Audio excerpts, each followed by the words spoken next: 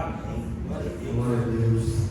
Como eu costumo dizer, né, essa oportunidade que nós temos aqui é ímpar.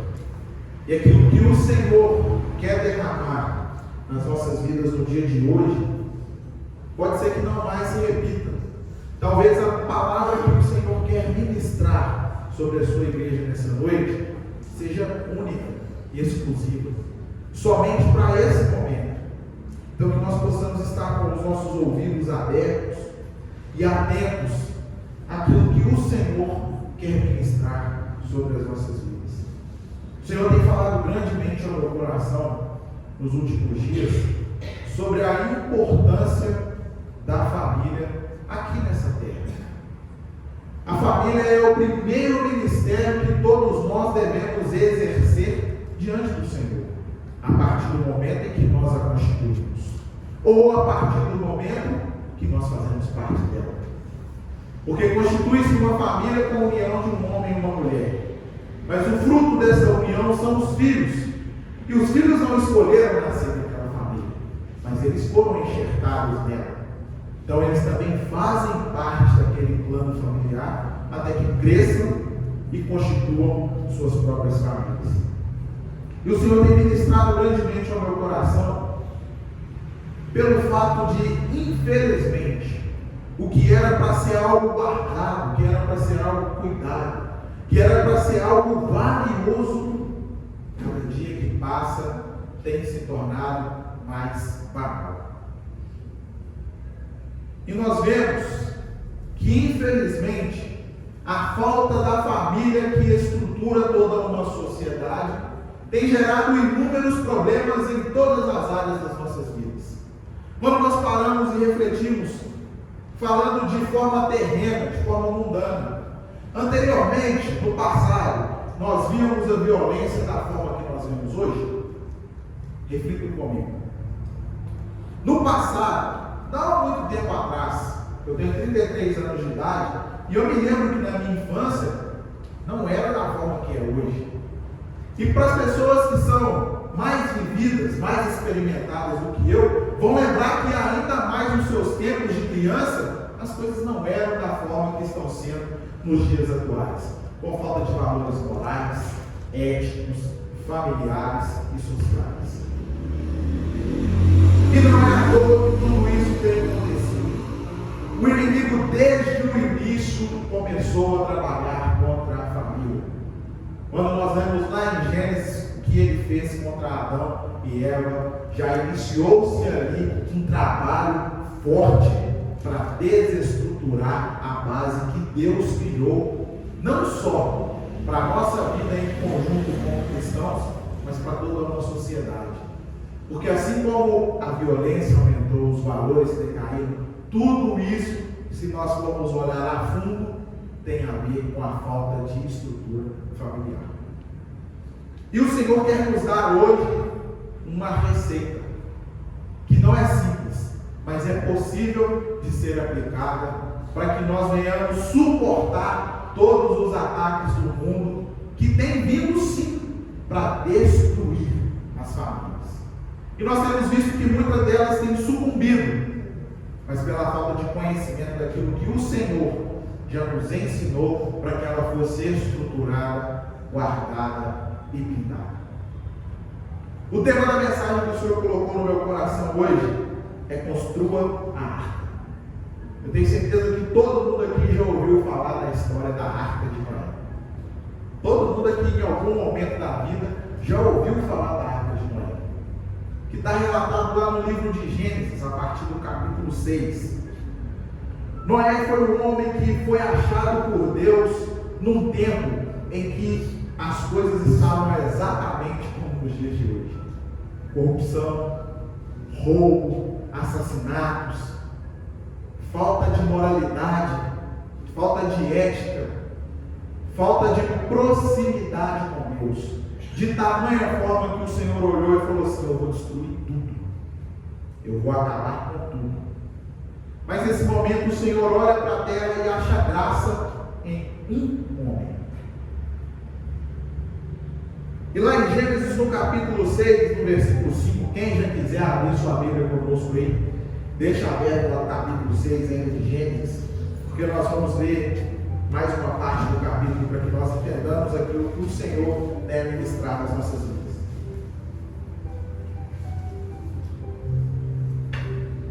Mas em Gênesis, no capítulo 6, no versículo 5, diz exatamente o seguinte: e viu o Senhor que a maldade do homem se multiplicara sobre a terra, e que toda a imaginação dos pensamentos de seu coração era má continuamente. Vocês conseguem perceber isso aqui nos dias atuais? Vocês conseguem ver que as pessoas hoje têm tido um pensamento completamente pervertido e mau, esquecendo-se das coisas do Senhor, esquecendo-se daquilo que o Senhor preconiza para as nossas vidas e simplesmente tocando suas vidas a bel prazer, fazendo aquilo que lhe dá vontade, agradando 100% a sua carne e se distanciando cada vez mais de Deus. E foi isso que aconteceu aqui em Gênesis, no capítulo 6. A maldade do homem se multiplicou de tal forma que era possível a Deus sondar os pensamentos e ver que a intenção do seu coração era amar continuamente. O nosso Deus é onisciente, e os irmãos podem ter certeza que para ele chegar no ponto que chegou, de destruir todo o mundo da forma que ele fez, é porque o mundo se destruiria de uma forma ainda pior. E se talvez o Senhor não tivesse tomado essa atitude aqui lá atrás, pode ser que muitos de nós aqui nem estaríamos aqui hoje, porque a humanidade teria tomado um caminho completamente tenebroso. Já tem tomado, né? Mas imagina se o Senhor não tivesse intervido, se hoje ainda existiria a humanidade. Então nós vemos aqui uma completa semelhança com o que nós vivenciamos nos dias atuais. E após o Senhor olhar para a situação da terra e ver que a intenção do homem era completamente má, completamente afastada daquilo que o Senhor queria para as suas vidas, completamente distante daquilo que o Senhor havia preparado de trajeto, de caminho para as vidas dos homens, Deus decide mandar um dilúvio e destruir. Mas antes disso, Deus anuncia esse dilúvio para um homem chamado Noé. Noé foi um homem que o Senhor, ao visualizar a situação da terra, conseguiu olhar e enxergar um único homem. E através da vida desse homem, a sua família foi salva. Deus não olhou para a esposa de Noé e falou assim: essa aqui anda nos meus caminhos, essa aqui é fiel a mim, nessa aqui eu achei graça. Tampouco aos filhos de Noé que já eram adultos e casados, o Senhor olhou para eles e falou: eles acharam graça aos meus olhos. Não. Deus olhou para Noé e achou graça em seus olhos. Em Gênesis, no capítulo 6, nós vamos ler do verso 13 ao 18 e depois o 22. Diz assim a palavra do Senhor: então disse Deus a Noé: o fim de toda a carne é vindo perante a minha face, porque a terra está cheia de violência. E eis que os disparei com a terra. Faze para ti uma arca de madeira, de gofer. Farás compartimentos na arca e a betumarás por dentro e por fora. E desta maneira farás de 300 côvados em comprimento da arca, e de 50 côvados a sua largura, e de 30 côvados a sua altura. Farás na arca uma janela, e de um côvado a acabarás em cima. E a porta da arca porás ao seu lado. Far-lhe-ás andares baixos, segundos e terceiros, porque eis que eu trago um dilúvio de águas sobre a terra, para desfazer toda a carne em que há espírito de vida debaixo dos céus. Tudo o que há na terra expirará, mas contigo estabelecerei o meu pacto, e entrarás na arca, tu e os teus filhos, e a tua mulher e as mulheres de teus filhos contigo. Versículo 22. assim fez Noé, conforme tudo o que Deus lhe mandou, assim o fez. Meus queridos, muitas das vezes nós nos encontramos como Noé numa situação dessa aqui que ele se encontrou, de ouvir a voz de Deus, de o Senhor falar conosco e nos dar um direcionamento, às vezes uma exortação, às vezes uma chamada de atenção para que nós voltemos ao caminho, e nós simplesmente ignoramos. Nós simplesmente não damos ouvidos ao que o Senhor nos disse para fazer. Se nós analisarmos racionalmente o que o Senhor instruiu a Noé aqui, talvez muitos de nós não faríamos. Mas o Senhor foi meticuloso naquilo que Ele determinou a Noé que fizesse. Ele não só chegou para Noé e falou para ele assim: vai lá e constrói uma arca. Constrói um barco gigante, uma caixa gigantesca de madeira, que eu vou colocar lá você, seus filhos, sua mulher, as mulheres dos filhos dele, seus filhos. Não foi isso que Deus fez. Ele instruiu de forma meticulosa a construção de algo que salvaria a natureza da humanidade. E isso porque Deus achou graça em Noé. E agora, contextualizando para as nossas vidas, o Senhor nos dá direcionamento para que nós venhamos construir aquilo que Ele quer para as nossas vidas. E a família, como eu disse aqui no início dessa mensagem, é algo que vem direto do coração de Deus, e Ele nos dá instruções claras de como nós devemos construir uma família. E isso serve para quem já é casado, serve para quem tem muitos anos já de convivência, e serve também para aqueles que ainda estão à procura de quem será seu parceiro ou sua parceira de vida. Construir um relacionamento, assim como o Senhor instruiu a Noé construir a arca, é algo que precisa ser feito de forma meticulosa. Porque se nós pararmos e pensar em uma construção aqui que nós entendemos, esse templo, por exemplo, se ele fosse construído sem fundação, sem as colunas que é seguro, ele ficaria de pé? Impossível. E infelizmente é o que tem acontecido com muitas famílias nos dias atuais. Famílias sendo constituídas, construídas sem um mínimo de base para sustentar o peso da vida, o peso das escolhas que deverão ser tomadas ao longo do caminho, para sustentar o peso das tribulações e das lutas que sim virão. Porque o Senhor mesmo nos garantiu em sua palavra que no mundo nós teríamos aflições. Então a aflição ela não é uma possibilidade, ela é uma certeza. E muitas das vezes os relacionamentos são construídos sem a base necessária.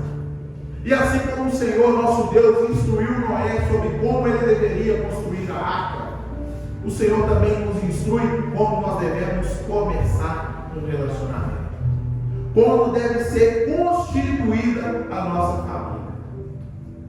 Todo mundo já ouviu falar do jugo desigual. Tenho certeza que todo mundo já ouviu falar. E esse tem sido um dos maiores problemas que tem afligido o povo de Deus. Porque se eu sou conhecedor da palavra, mas me relaciono com uma mulher que não quer saber de Deus, que não quer saber nada da palavra, como que o meu alicerce vai estar firmado no Senhor? É possível que isso ocorra? O Senhor pode se transformar corações, e Ele transforma, mas Ele não invade o coração de absolutamente ninguém. Então, se eu quero ter um relacionamento embasado, em que o Senhor Jesus seja a base de sustentação, como a palavra nos orienta que assim seja, eu devo procurar pessoas que vão andar comigo no mesmo propósito. E quando eu já estou casado, e porventura me casei com alguém que não participa comigo do propósito do Senhor, o Senhor ainda assim, Ele é tão bom que Ele nos dá a direção o que o Senhor Jesus disse para as mulheres que estão nessa situação, que são casadas, mas seus maridos não estão de acordo com a palavra do Senhor, não reconhecem o Senhor como o suficiente Salvador de suas vidas. O Senhor Jesus nos orienta as mulheres na palavra que elas ajam de tal forma que ganhem seus maridos sem palavras. E para a mulher é fácil ficar sem falar? É fácil. Tem dia que eu chego em casa, na mesa, tá doido para descarregar o mundo de falar na minha cabeça. Eu só quero ficar quieto, mas ela quer falar. E aí a gente precisa ouvir, porque isso é uma necessidade natural e humana da mulher. Não adianta olhar para Simone, não, que a sua hora vai chegar. Já. A mulher tem essa necessidade de falar, mas não vai ser através do falar que ela irá convencer o homem, vai ser através do silêncio e da sua conduta perante o Senhor. Dessa forma, o Senhor acha lugar no coração e transforma a vida do homem. Mas o homem que talvez está nessa situação também, vivenciando, de forma que a mulher não está comprometida com o caminhar do Senhor. Nós homens devemos agir de tal forma a santificar as nossas esposas através da palavra. E o que isso significa para nós homens? Enquanto a mulher tem que ficar quieta, nós temos que falar. Mas não é falar qualquer coisa não. É falar disso aqui, ó. É falar disso. E para nós falarmos disso aqui, que é a palavra de Deus, nós temos que fazer o quê? Nós temos que conhecer. Como que eu vou falar de algo que eu não conheço? Como que eu vou ministrar sobre outra vida algo que não foi ministrado sobre a minha vida? E agora, fazendo um parênteses aqui para contar um testemunho rápido. Esses dias eu estava conversando com a Mieta e ela me falou que ela estava se sentindo fraca espiritualmente. Eu falei assim: isso é culpa minha. Aí pode falar assim: não, mas eu estou buscando, hein? Mas por que eu estou buscando e não estou levando ela para buscar junto comigo? Se eu sou um homem, se eu sou um marido dentro do meu lar, eu devo santificar a minha esposa através da palavra. Essa função é nossa enquanto homens. E nós devemos fazer. Agora olha para o Joelson.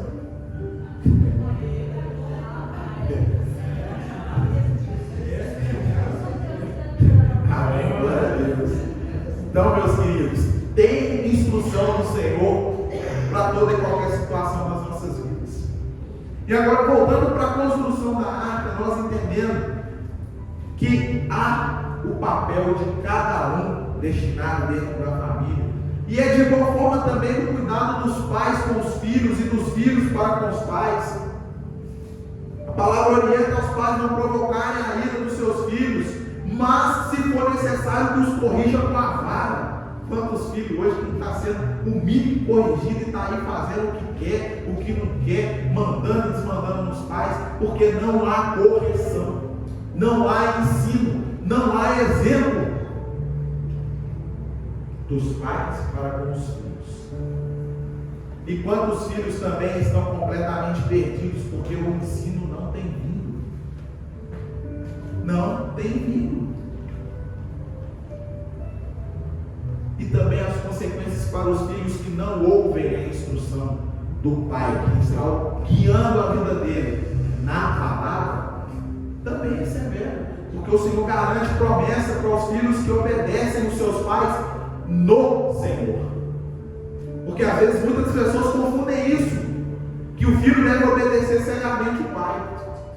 Deve não. Se o pai levar o filho para um boteco e falar assim: deve, estou te mandando você beber, estou mandando você se embriagar, estou mandando você utilizar entorpecente, estou mandando você se prostituir. A palavra de Deus orienta a fazer essas coisas. Então o filho não deve obedecer ao seu pai e à sua mãe naquilo que ele orienta, que não está de acordo com a palavra do Senhor. Mas o filho que obedece seus pais no Senhor, ele tem mandamento com promessa. Os seus dias nessa terra aqui são multiplicados. Os seus dias aqui são estendidos. O Senhor nos garante isso em sua palavra. Então nós estamos vendo que tudo isso que o Senhor nos diz na sua palavra são instruções para que nós venhamos construir algo forte e sólido que é as nossas famílias. Assim como o Senhor instruiu a Noé com instruções claras, precisas, de como ele deveria construir a arca. E tem mais, o Senhor ainda nos garante algo que, se nós estivermos firmados nele, ele nos dá uma garantia. Lá em Atos, no capítulo 16, no versículo 31, diz o seguinte: e eles disseram: creia no Senhor Jesus Cristo e serás salvo tu e a tua casa. Crês no Senhor Jesus Cristo e serás salvo tu e a tua casa. Pode parecer simples, né? É algo simples de se ver, não é? Crer no Senhor Jesus. Vocês acham que é simples? Vocês acham que é simples? Porque na verdade não é.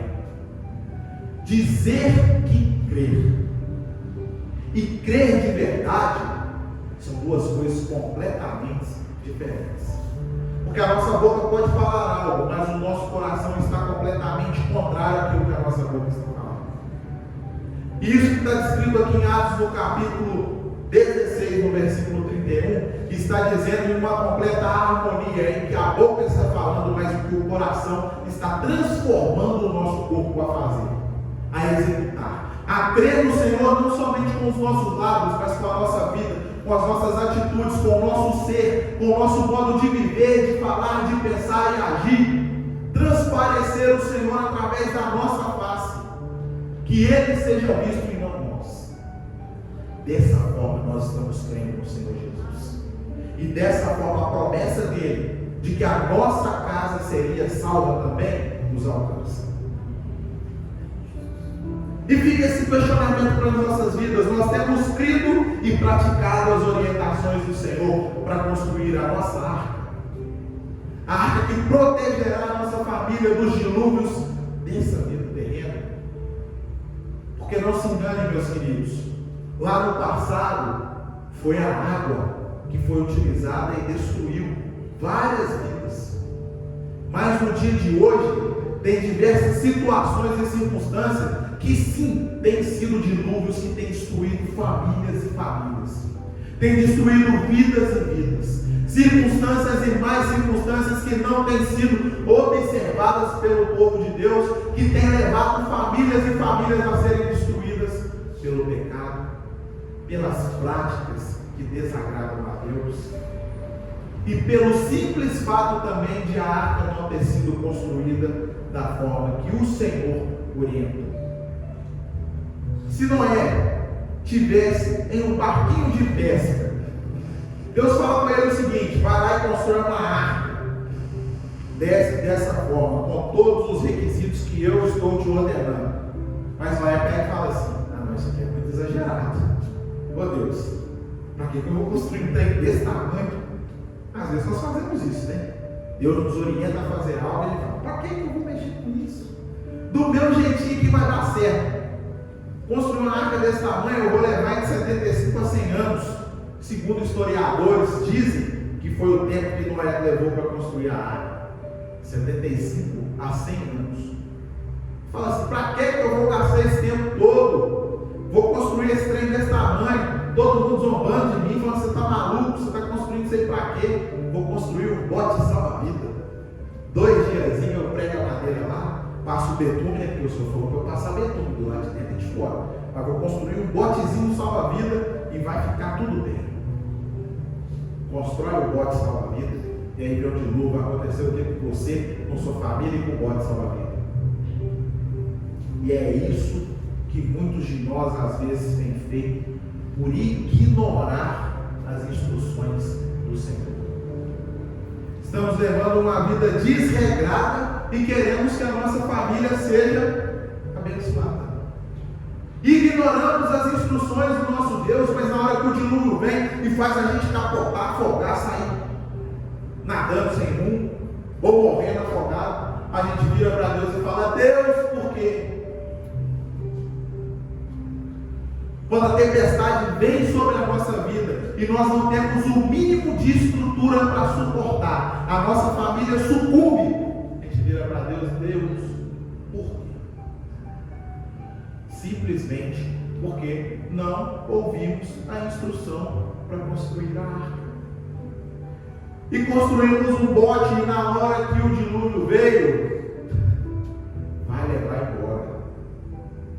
A palavra do Senhor nos diz aqui no livro de Gênesis, no capítulo 6 e 7, que faz menção a esse episódio da construção e do dilúvio, que choveu sobre a terra por 40 dias e 40 noites.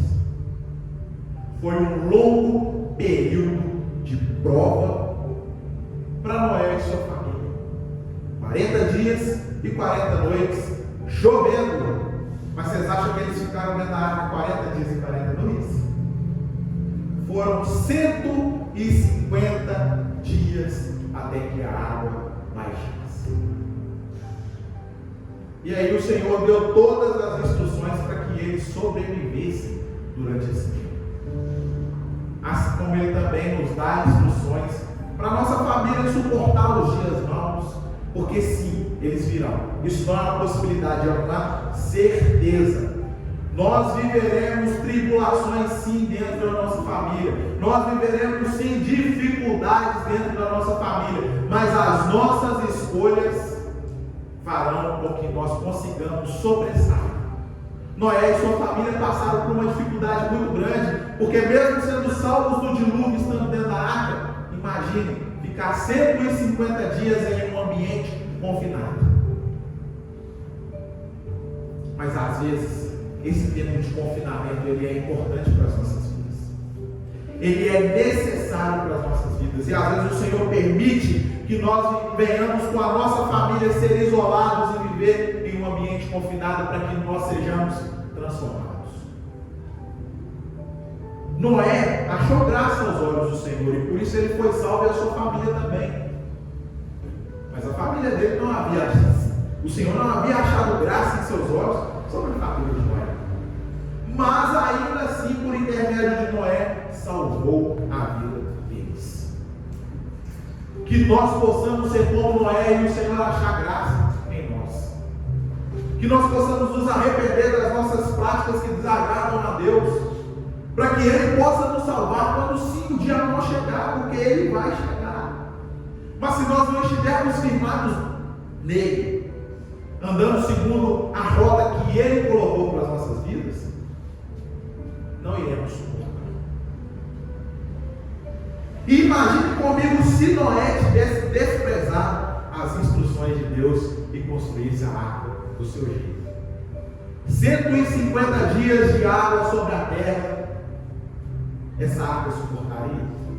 Talvez ela até aguentasse os 40 dias de dilúvio, mas ela aguentaria os 150 dias que a terra ficou cheia de água? E essa é uma pergunta que nós devemos nos fazer, porque às vezes nós já construímos a nossa arca, já constituímos a nossa família, mas a tempestade está vindo de maneira tão forte, tão impetuosa, que tem sacudido a nossa estrutura, que tem balançado, tem feito chacoalhar lá dentro, e nós estamos prestes a ver a nossa arca se dissolver por completo. E se nós tivermos essa situação, o que nós devemos fazer? Como nós saímos dessa situação? É interessante que quando nós vemos aqui na palavra, uma das instruções que o Senhor deu a Noé foi que ele passasse o betume por dentro e por fora da arca.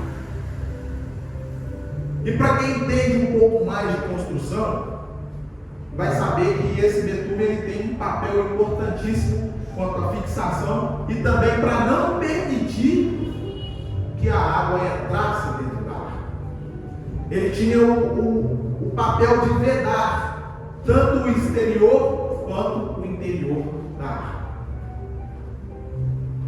E às vezes nós até construímos a nossa arca, o nosso relacionamento, a nossa família, com a estrutura que o Senhor nos ordenou, mas esquecemos de passar o betume por dentro e por fora.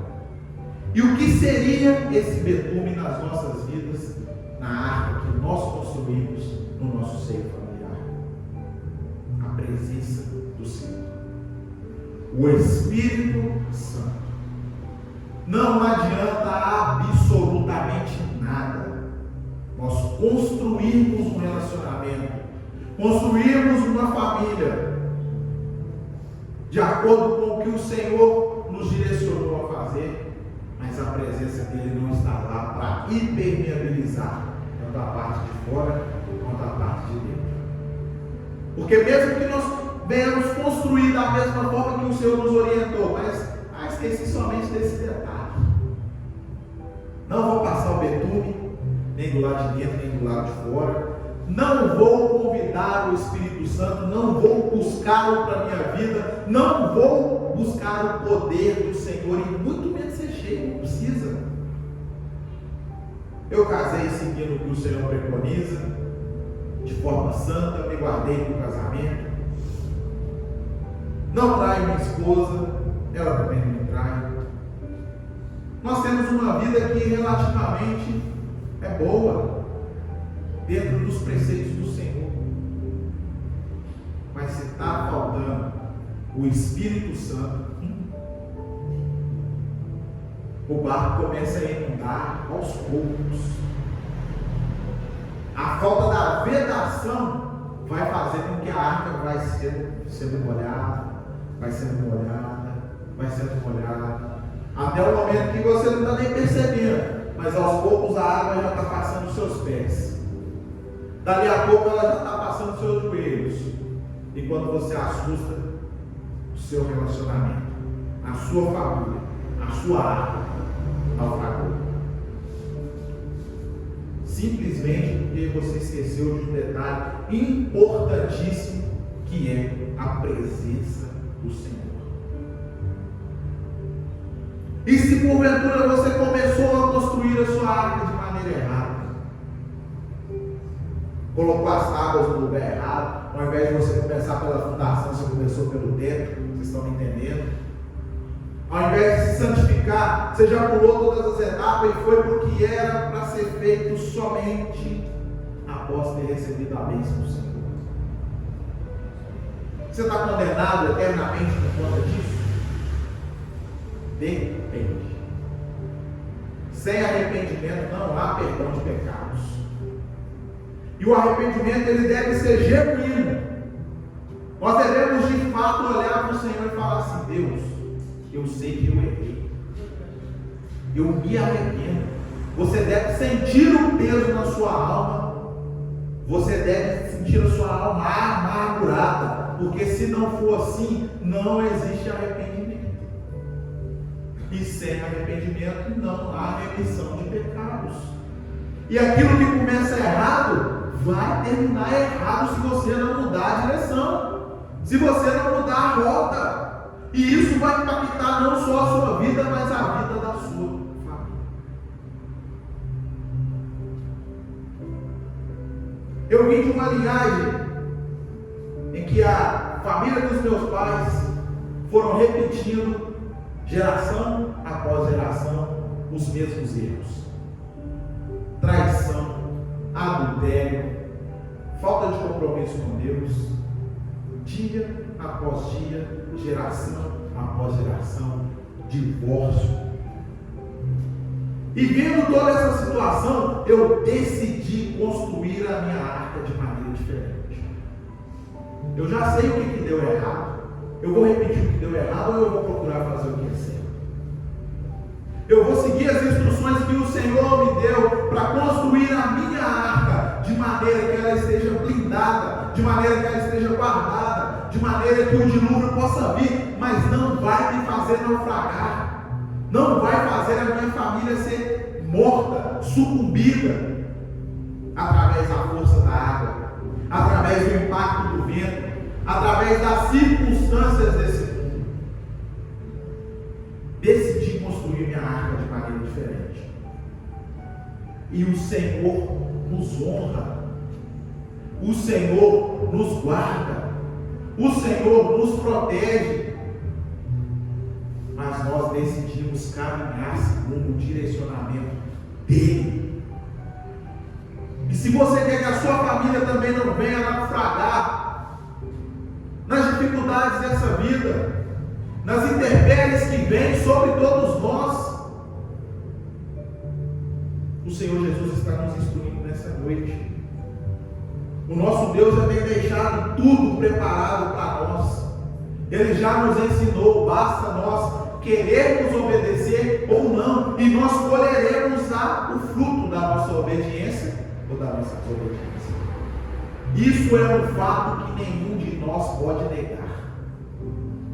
Nós vamos colher e vamos vivenciar os frutos da nossa obediência e os frutos da nossa desobediência. Quarta-feira, durante o estudo bíblico, eu dei um testemunho aqui, mas um dos irmãos não estava presente. E eu quero testemunhar isso para vocês agora, para que vocês entendam o que o Senhor pode fazer através das nossas vidas. Segunda-feira, quando eu estava no trabalho, eu fiquei o dia todo sob a escolta de um rapaz que tinha cometido um roubo. E após o roubo, ele invadiu de moto, bateu uma moto mais de 100 km por hora. A moto simplesmente acabou e ele só quebrou o braço. E ele passou a noite inteira internado na UPA. Nós chegamos lá para render a equipe que lá estava fazendo a escolta dele e permanecemos o dia todo até a tarde. E durante a manhã, assim que nós chegamos, nós fomos ter um contato com ele, nós perguntamos o que aconteceu. A gente não estava ciente do que tinha acontecido. Ele falou que tinha saído para roubar uma moto, queria matar um cara, que o cara tinha denunciado ele, e que ele tomou um prejuízo muito grande, e ele ia matar o cara, e ele tinha saído para roubar uma moto. Que durante o trajeto dele, ele encontrou um carro que estava sendo dirigido por uma mulher, e o parceiro dele falou assim: ó, vamos roubar esse carro aqui mesmo, vai ser mais fácil. E aí roubaram o carro. Na fuga, ele bateu, o parceiro parou para ajudar ele, tentando esconder a moto e resgatar ele, não conseguiu, a polícia chegou e prendeu os dois. Beleza. E aí eu pergunto para os irmãos, nesse impacto todo que ele vivenciou, vocês acham que ele arrependeu do que ele estava fazendo? Não arrependeu. Porque ele falou para nós o seguinte: eu vou sair daqui e eu vou matar o cara. Assim, sem mudar o semblante. E conversando com aquele jovem, eu tinha certeza que ele, após sair da cadeia, ele de fato iria lá e iria matar outra pessoa mesmo.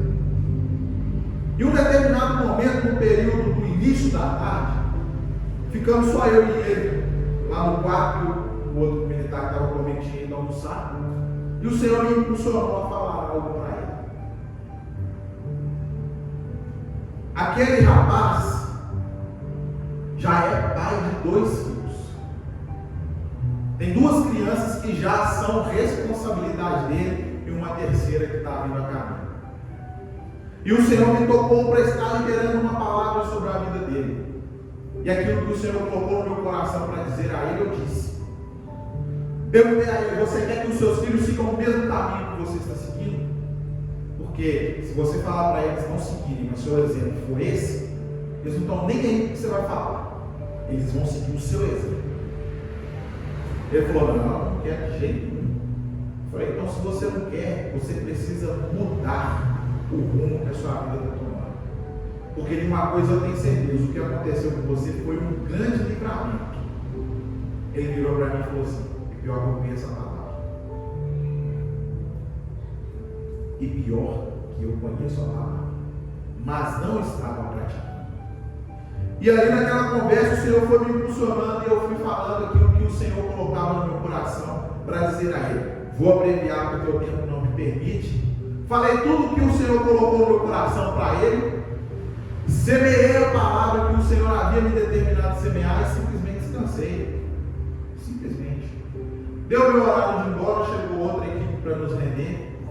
Na hora que eu estava saindo da porta do quarto onde ele estava, ele me chamou: ô senhor. Virei para trás. Sim. Ele estendeu a mão para mim e falou assim: o senhor vai me encontrar de novo, mas vai me encontrar diferente. Eu não vou estar mais nessa vida. Não vai ser esse o exemplo que eu vou deixar para os meus filhos.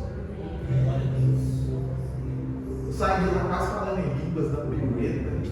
Falei, glória a Deus.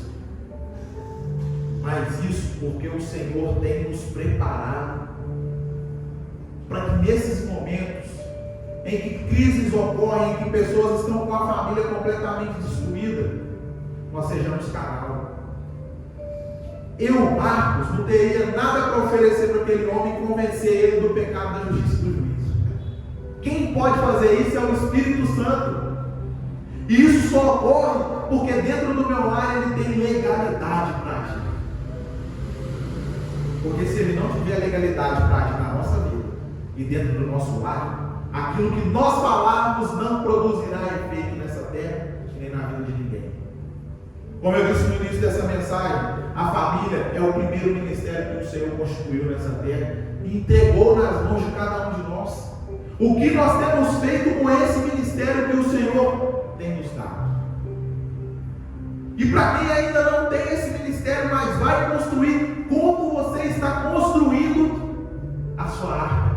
Como você está construindo esse ministério que o Senhor tem para cada um de nós? Porque sim, a família é plano de Deus desde o início de todas as coisas. E se hoje nós estamos vivenciando essa decadência de valores morais e éticos, é porque não temos famílias posicionadas que manifestam o Senhor através das suas vidas. Porque onde tem uma família que o Senhor está no centro, onde tem uma família que é blindada pelo Espírito Santo, ela faz a diferença. Ela traz diferença. E o Senhor quer nos chamar a atenção para isso nessa noite. E é interessante quando nós continuamos lendo aqui o capítulo 7 de Gênesis, no versículo 8, 18 na verdade, para nós finalizarmos essa mensagem. Veio o dilúvio, assim como veio para as nossas vidas, e balança, joga a nossa arca para um lado e joga para o outro, e movimenta tudo, e a água com aquela pressão, e o medo vem, e vem aquele desafio: será que nós vamos conseguir? A dificuldade está grande, o barco está balançando demais. Mas aqui no versículo 18 do capítulo 7 de Gênesis diz o seguinte: e prevaleceram as águas, e cresceram grandemente sobre a terra. E a arca fazia o quê? E a arca andava sobre as águas. Você entendendo isso? Ela não foi submersa não, gente. Ela não afundou não. A dificuldade veio, balançando para um lado e para o outro. A água pressionou de tal forma que ela suportou. E ela andou sobre as águas. Vai vir a tempestade contra as nossas vidas. A água que o mundo tem jogado sobre nós, até mesmo às vezes algumas escolhas que nós fazemos, tem tentado afundar a nossa família. Mas a nossa arca foi construída conforme a orientação do Senhor e betumada através do Espírito Santo. Nada vai conseguir fazer com que ela naufrague. Absolutamente nada. Eu convido vocês essa noite para mais um momento de reflexão diante daquilo que o Senhor tem preconizado para as nossas vidas.